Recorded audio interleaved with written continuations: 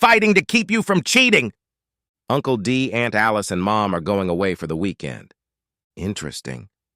Was my nephew Sean asking me or just informing me? My name was Daniel, but my nieces and nephew shortened my name. I liked it.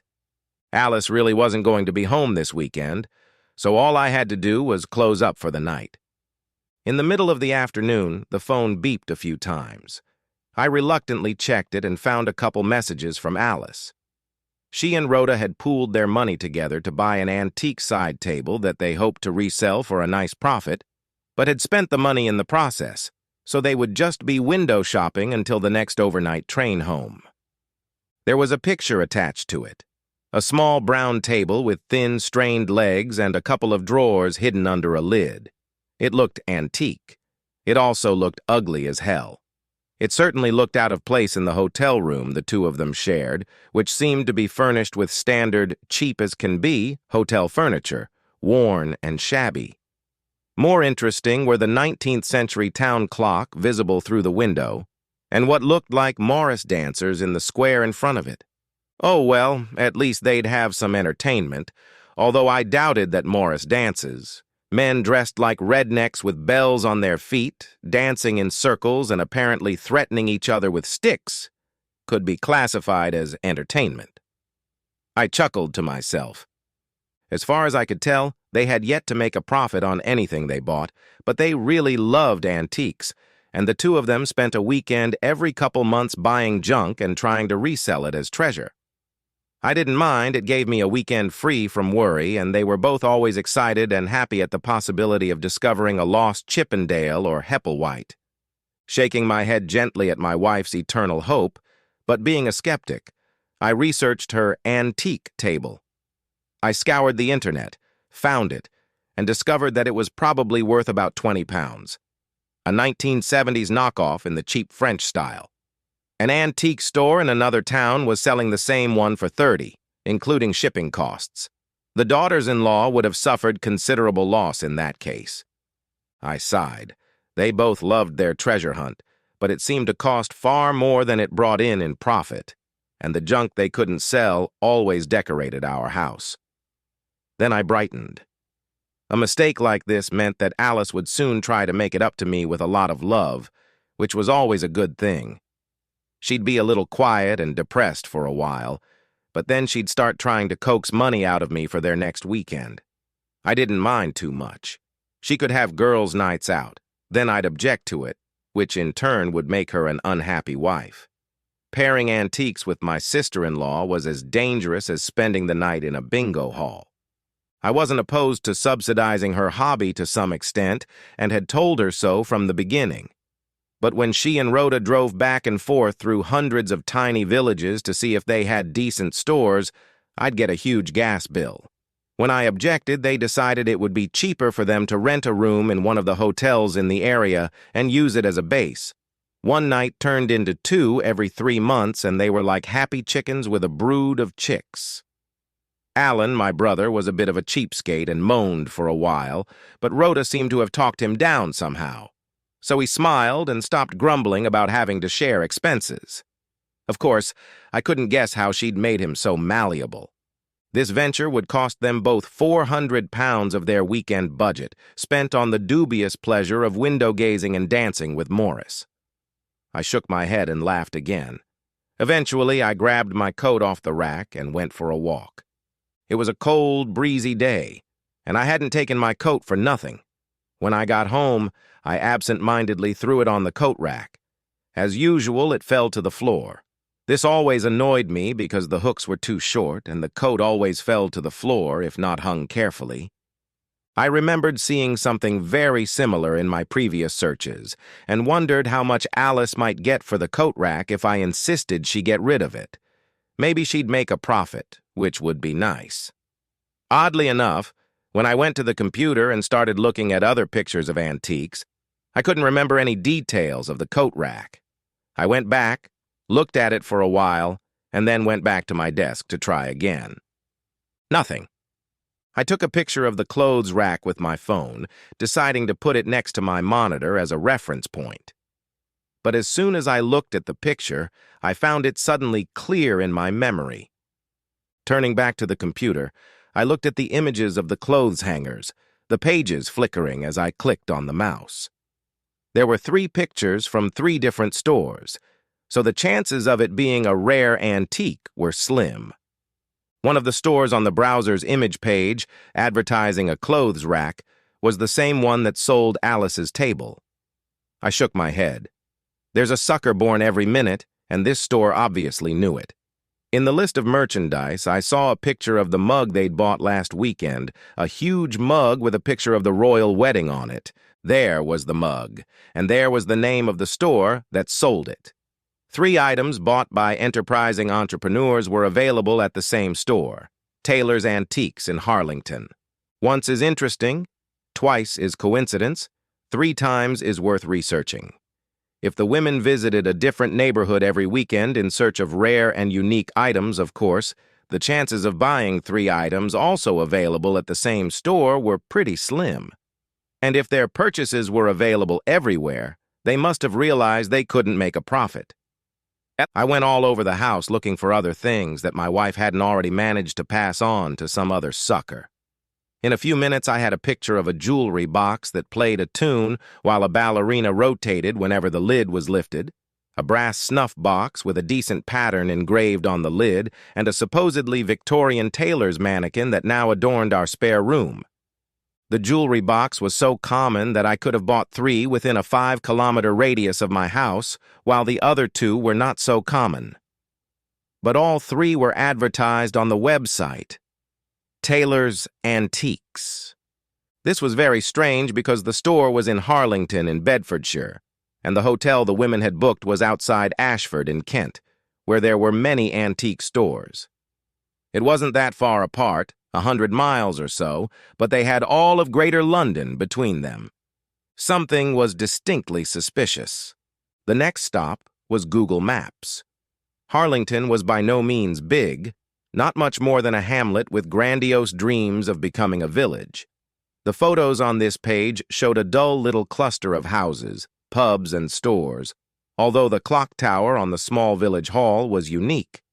There was enough detail in the photo to identify the tower as the same one in the photo Alice and Rhoda had sent me. So why were they there? There was something about the name of the village, something pesky, that my memory recognized but refused to detail. After trying various things to wiggle my slow brain, I finally checked the phone prefix online and found hundreds of pages of names listed in that area. Sighing, I started clicking around. Suddenly, one name popped up. Talbot, S. Mr., 1472, Sandon Road, Harlington, 809-476. Talbot, Chris Talbot, he or his brother Callum. The Talbot twins, better known as the Tosspot twins when we were still at school, were potential toughs. They were low-level, lower-class assholes who bullied their way through life, even challenging my brother and I to try and pick up our girlfriends in our penultimate year at school.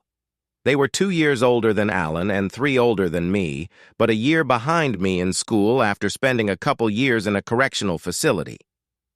Alan and I didn't back down, and the clarification of our relationship took place behind the bike sheds. As always happened when a fight was secretly taking place at school, the area was filled with an overly enthusiastic audience.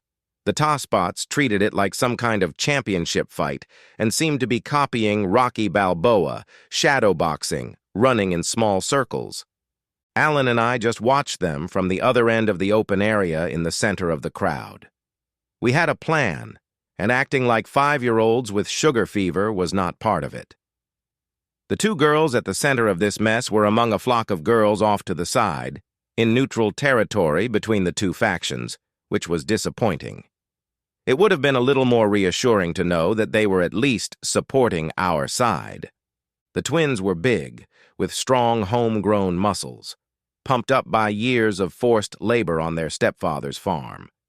So when they attacked, we wisely schemed and pulled out the cricket bats we had hidden in the bushes, and after we scored a couple of runs, they didn't want to fight anymore.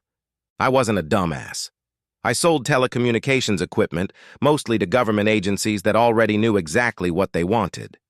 Basically, all they really needed was someone to hold their hands while they signed contracts, which didn't require much mental capacity. No, I wasn't an intellectual, but I could guess what was going on here. The scheme was pretty simple.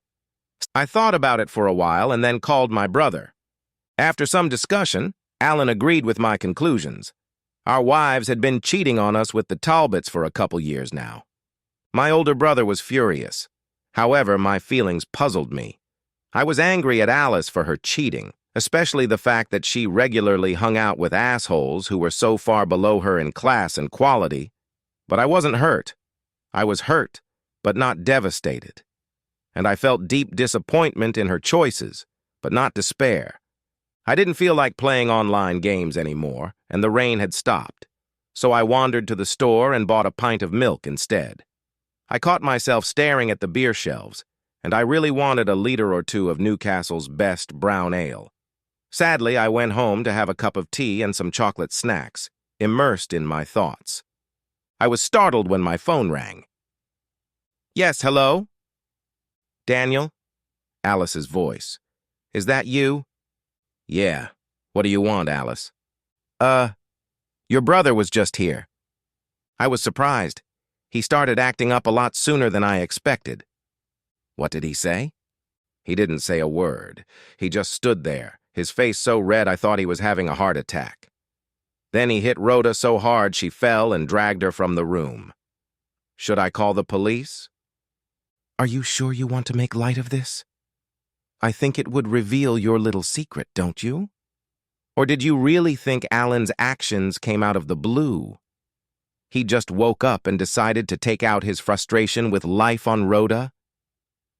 The pause was even longer this time. "What do you mean?" she asked at last. "Alice, this is unworthy of you. You should have realized the moment Alan showed up at the hotel miles away from where you were supposed to be that we'd learned all about your disgusting little weekend." A faint sob was heard, and I pictured her there so clearly, sitting on the bed in her robe. Her face was pink, and her eyes were red from crying. I didn't feel much sympathy, however. For all I knew, she could have been dressed in a sheer satin shirt and lying comfortably with a glass of champagne and a wide smile. I was sorry. I sighed heavily. "Yes, we're all sorry. And what will your apology get us?" "So what should we do now?" she asked quietly after a long silence. "We don't do anything. I'll probably find another place to live, unless you want to move and live with syphilitic siblings." "God, no," she said firmly. Sounds like you clearly don't have any positive feelings about them. So it was just for love-making, then?" "I love you, and I love making love to you. But they're the complete opposite of you in every way, and that's what made it exciting." "Huh," I said, even though I appreciated her honesty. What I hadn't considered was that she'd slept with both of them. That had never occurred to me. Both of them? Really? God, I'm even more disappointed in you. How could I not see in you this need to indulge your basest desires? What's next? You gonna go out and steal things, hurt children, torture animals, kill people? Oh, come on, Daniel. I admit I cheated on you, but it was just sex. I don't deserve that. I'm not that bad. I think I'm pretty bad. You happily went and cheated, which is a primitive desire. It's the caveman part of your brain screaming, I want it, so I'm going to get it no matter what. Cheating, stealing, killing, all these are part of the primitive brain. That's why we don't do that, and created civilization to try to enforce it. It also means that the person who does these things is not evolved enough. They don't have enough empathy to be civilized. Because the common thing in all these things is that when you allow yourself to do it, someone always suffers. The cost to the person doing it is often negligible because someone else always pays the price in pain, and by your actions, you have shown who and what you are. I am deeply disappointed in myself for not realizing this. Oh, come on. This is ridiculous. I admitted that I cheated on you, but I didn't try to kill you or steal from you or anything. No, you just did the thing that hurt me the most. Worse, you deliberately planned it, carried it out, and even made me pay for it, all the while knowing it would hurt me badly. I'm sorry, but I still don't see the difference. And if you think there's a lesser degree of pain in this situation that gives you salvation, then you're even further down the road to that monkey brain than I thought. Alan, I never thought you'd find out. I never meant to hurt you. I love you. You keep saying that, and maybe you do. But you still did it happily and with malice. You never once tried to protect me from that cave woman you have inside you. In fact, I'm probably belittling Stone Age people by saying this. Monkey brain sounds better. Not for me, she said miserably. At the moment, I'm married to an underdeveloped human-shaped creature. Stop it, it's not fair. You're just trying to hurt me. It's a fight-or-flight reflex, Alice, I said nonchalantly. It's another part of the base brain, except this part tries to defend itself and survive when it's attacked. I'm not attacking you. I never meant to. How do you think I should react when I find out that you make threesomes with your sister-in-law every 3 months and amusingly make me pay in pain and money for the privilege of being horny? Or when I realized that you point me in one direction and then go in another to hide your basest urges? Or when I realized that you buy junk from the same store around the corner and pretend to dig it up in different places on your antique shopping trips? Did you imagine that I would continue to ignore all of this? Or did you assume that I wouldn't care and might even be happy that you were finally able to satisfy this arboreal primate? No. No matter how you look at it, you attacked me. I didn't do it. I didn't think anything of it. I thought you'd never know, so I never considered any of that. And it never occurred to me that you were paying for my deception. It was just part of our budget. How did you find out about it? And why do you say that? I've never heard you talk like that before. Where is this coming from? Common sense, Alice. Your instincts have brought you back to your primal base, and mine have helped me push forward. Now, knowing that, is there any reason why you might think that the primate and I should stay together? I can't imagine you staying with me as a pet. What if you regress further? She was crying hard now. You're being so awful, she sobbed. I wish you'd just slap me like Alan slapped Rhoda. I probably deserve it, but it's just cruel. It's all logic. Any cruelty you feel is just a reaction to my point. I'm sorry that Alan hit Rhoda. It wasn't my way. It was your way. You fought for me in high school. You fought for me and you beat me. It was exciting. So, her words took my breath away for a moment. So I had to keep fighting for you not to cheat? Is that it? Well, no, but it meant so much. It meant that you loved me more than anything or anyone else. Then let me ask you this. Who did you fight for me? A long silence followed as she realized what an intolerable position she'd put herself in. I'm sorry, Daniel. I'm so sorry. She hung up. I didn't call back. I guess I didn't love her as much as I thought I did. Maybe being together as long as we were meant rubbing the gold luster to a patina, though I expect that happens to most couples. Either way, she wasn't special to me anymore, just ordinary. Just a woman you'd walk past on the street without giving her a second thought or consideration. So, in the end, despite Alice's yelling and gnashing of teeth, and admittedly a few misgivings and thoughts of forgiveness from me, we headed to the divorce court. I thought about getting back at those jerks somehow, but then I realized it was impossible. They'd been farming all their lives, so physically they were probably even stronger now than when they were teenagers, and I no longer had a cricket bat. More importantly, a closer look at Google Maps showed that their crops probably consisted mostly of dirt, and the farmhouse they shared with 2 wives and a horde of poorly dressed children in rags looked more like the remains of a gypsy camp than anything else. There was nothing I could do to them that would make their lives any worse. I suppose my wife and sister-in-law's quarterly visits to their village were probably the highlights of their miserable lives. Christmas, Easter, Guy Fawkes, and New Year's Eve all together in 2 nights. Perhaps that's why the Morris dancers came to the party. Alice and I agreed amicably enough on the division of property for the divorce, even though I absolutely insisted that she keep all the things she brought home from their antiques and continue to rent the house. I moved out and found my own place. Alan and Rhoda had a rough time for a few years, but eventually settled down again after my brother first organized and then regretted his own 4-month affair, which equalized them to some extent. I lost a few friends in the months before and after the divorce. But it wasn't for the reason I thought. It had nothing to do with my broken marriage. "I don't care about your divorce," my buddy explained when I asked him about it. "She cheated on you and you got divorced. This isn't the first time this has happened in our circle, and I've learned not to take sides. No, the thing is, you've become a bit of an asshole, pretentious and arrogant. Whenever we get together, I feel like you look down on all of us, even though you try to hide it. We went to school together, and we both got the same education. So, what is this arrogant attitude and talking down to us as if you know something hidden from the rest of us?" Homeschooling was the only answer I could give at the time. But thinking about what he said made me realize that he was right.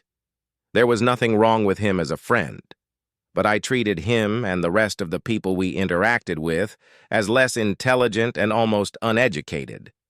I had truly become a complete and utter asshole. And yet I couldn't go back to being the person I used to be before this whole mess started, a happily stupid, unsuspecting cuckold who just glided effortlessly across the surface of life, leaving almost no ripples in his wake. I couldn't do it for them, and I wouldn't try to do it for myself. I refused to be that person from now on. I left my old life behind me. After a few months of wandering around Britain, I moved on, eventually traveling the world and earning a living in many countries as a teacher of English, history, or geography. I spent quite a few hours on my laptop when I visited and mastered the local languages. In Taiwan, I met and fell in love with a tiny university professor. She was a local, and her real name was Mei Lin, which means beautiful and gentle, and was quite appropriate. However, most Taiwanese also have English-sounding names, and Kitty was the name she usually responded to, which fit her personality perfectly. She was pleasant to look at, but at first she was prickly and aloof. After we got to know each other better, however, she became playful and always affectionate. And she liked to be stroked and petted like a gentle kitty when she sat on my lap or lay on me, small enough to make us both perfectly comfortable. All her other preferences were quite human, and that's how I felt about her. So we were perfect for each other. After we got married and moved to Australia, my nieces and nephew, separately or together, came to visit us in Sydney whenever they had free vacation time. Sean was happy for me to talk to him about his astrophysical research and rocket engineering developments. And what about Alice? It would have been wonderful to imagine her withering away and dying miserably without me. No. She finally met and married a farmer who wasn't a Talbot, raised an adopted family, and is quite content with an ordinary life. I finally apologized to her for calling her such a harsh name during that phone call. I assured her that she wasn't really genetically retarded or a despicable criminal, just a greedy, spiteful, and selfish individual. Somehow she didn't consider that an apology, but I didn't feel the need to go on any further. I heard that she no longer deals in antiques and all the furniture in her house is as new as they can afford. Memories are not always pleasant. The end! Subscribe to my channel. Thank you.